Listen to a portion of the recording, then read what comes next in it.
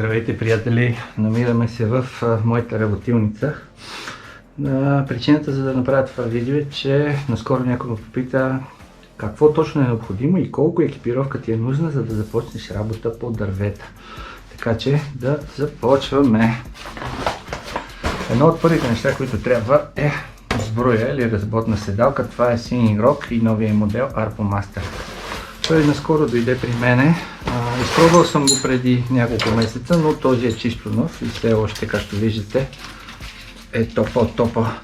Горната част не е задължителна към него, може да се поръчат допълнително, но е много удобна, когато имате нужда от нещо, което да ви подпомага с носенето на голямата резачка на кръста.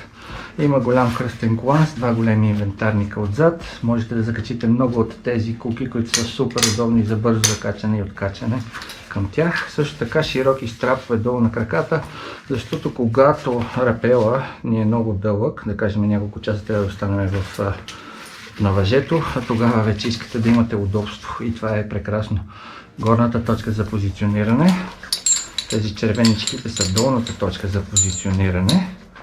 А това тук, този ринг с бриджа е всъщност когато работим и трябва да слизаме надолу, може да закачим едно устройство или ако решим второ устройство. Някой ден по-нататък, когато има време, ще направя по-обстойно интервю за тази сбруя, но е страхотна наистина. Друго нещо, което е хубаво да имате, е едно сакче. То е по-старичко, но върши прекрасна работа. И пак е от същия магазин, защото екипировката въобще не е малко. Така, следващото нещо, което искам да покажа е това на Singing Rock, новия модел каска. Това е Blast Air. И е Air, защото може да проветрява се и влиза въздух, за да може, когато в горещите дни сме с нея, да ни се охлажда малко мозъчето. Имаме антифони на тази. Имаме и предпазен шлем, който когато режеме да не хвърчат трици или ако има колони и тръни и нещо, просто да ни пазят очичките, да не ни наранят. Удобен чин страп, много лесно за откачане и закачане и отзад вече може да се променя размера. Така, следващото нещо е ремък, позициониращ, който е в комбинация от няколко неща. Той е от бързите куки на Singing Rock, които ако просто натиснете не се отваря, трябва да стиснете и отзад и отпред, за да може да се отвори. Въжето е на Singing Rock.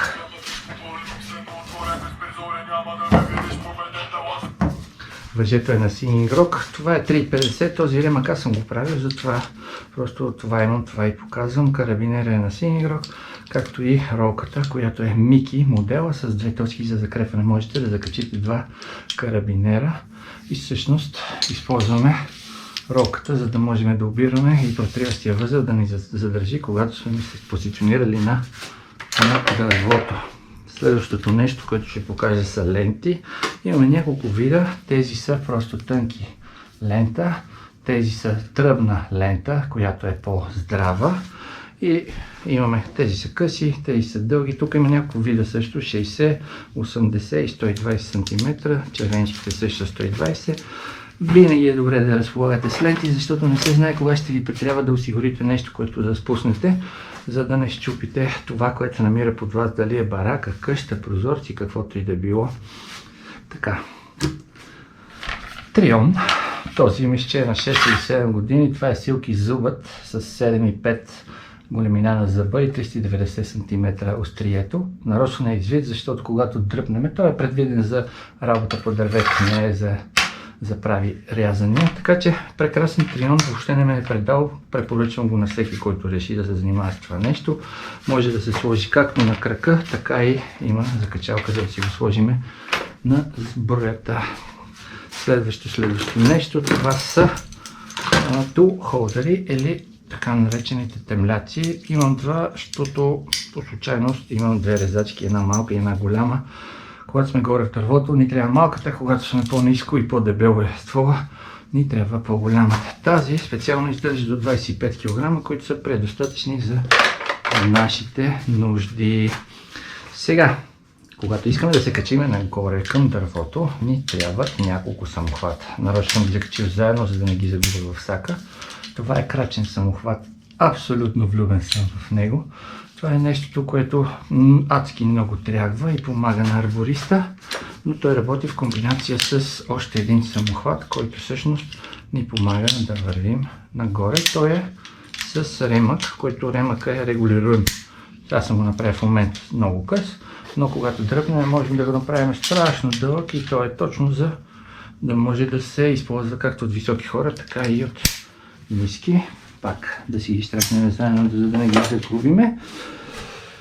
Но това, което исках да ви покажа най-ново е ето това устройство. Това е новия десендьор на Singing Rock Jack. Страшно изчистен, изпипан и много мазен десендьор, който работи на тънки въжета, но може да работи и на доста дебели. Мисля, че до 13 мм може да съберете в него.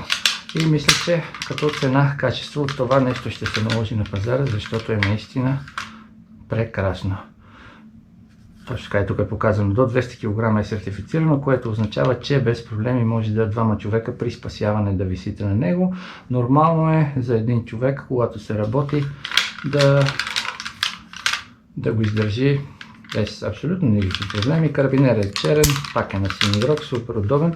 Хубавото е, че като сме осигурени, когато е закачено към нас устройството, няма нужда да го разкачаме цялото и да го махаме. Просто натискаме този палец тук, отваряме и си го подреждаме на въженцето максимално бързо.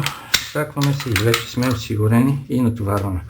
Ако издърпваме, то върви нагоре. Когато натиснем тук палеца, вече можем да пропуснем колкото ни е необходимо, за да се наместим спрямо позицията, която ни е нужна. Така. В тази връзка имам още едно устройство, което също може да се използва като десендьор, но може да се използва и като осигуряване. Хората, които се занимават с катерене, знаят какво е това, и това е осмица. Но тази осмица е с допълнително две уши, за да може, когато товара е по-голям, да пречупим въжето на повече места и по този начин да си подпомогнем самото му спускане. Тази издържа до 40 кН и използвахме вече за едно по-голямско дърво и беше прекрасно.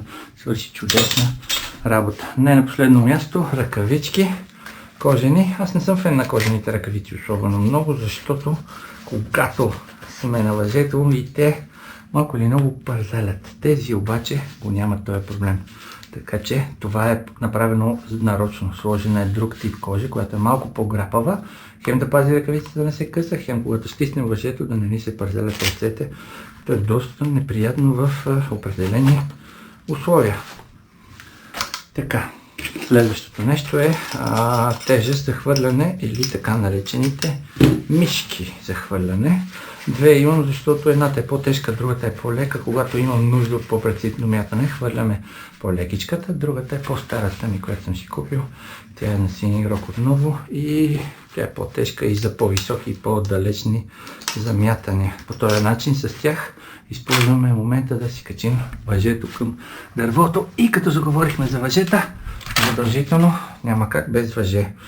Това не е специално въжето за работа по дървета. Има друго такова, което се казва тилия, но в момента го няма налично. Имаме този статик Root 44 11, който е доста силно и здраво въже на Singing Rock, което ще ви свърши страхотна работа за работа на височина или за работа по дърветата.